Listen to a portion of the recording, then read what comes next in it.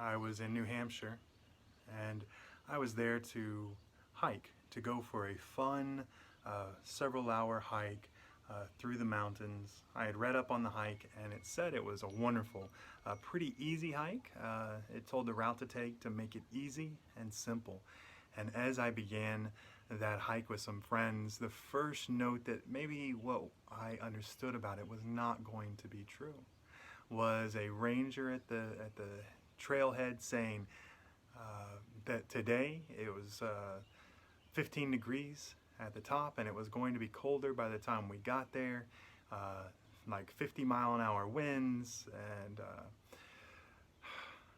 we headed up unprepared, unaware of what was before us. Probably the hardest hike I have ever been on in my life, straight up, climbing up boulders and rocks, huge steps. Took 9 hours to do 8 miles hike. One of the most beautiful experiences of my life, standing on the top of this mountain, seeing mountain ridges all around, and climbing from one mountain peak to the next along this trail across the top of the mountains. It was absolutely beautiful. Absolutely beautiful. Oh, but it was not easy. Not easy at all. And, you know, I've been reading in the book of Acts lately, and there Paul and Barnabas are out witnessing, they're out sharing, they're going from city to city sharing the gospel and the good news, this beautiful message of a life transformed through a wonderful Savior and a great Messiah, Jesus Christ. And as they share that message, some people receive it with gladness and others receive it with anger, and they become upset about it.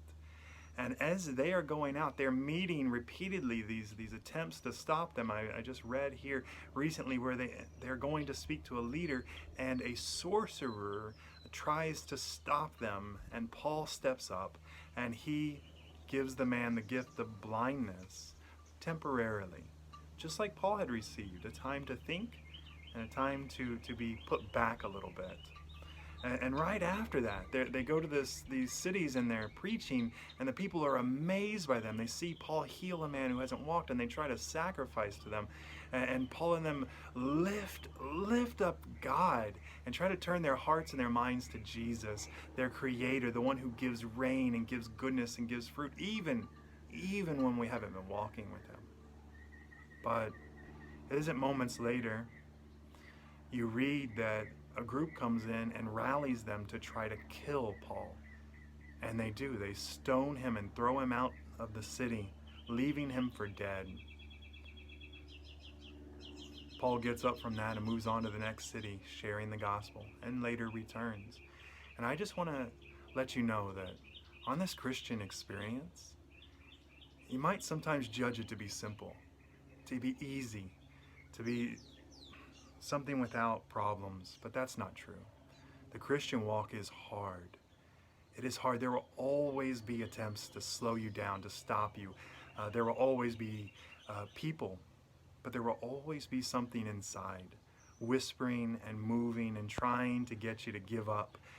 There will be trials, temptations, hardships that come from our own mind and from the life around us. And there will be moments when we want to give up and we're like, this isn't what I expected.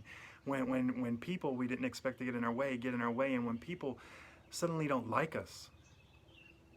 But through all those things, I want you to remember one thing, that Jesus promised that I am with you always. Jesus promised, I am with you always, even to the end.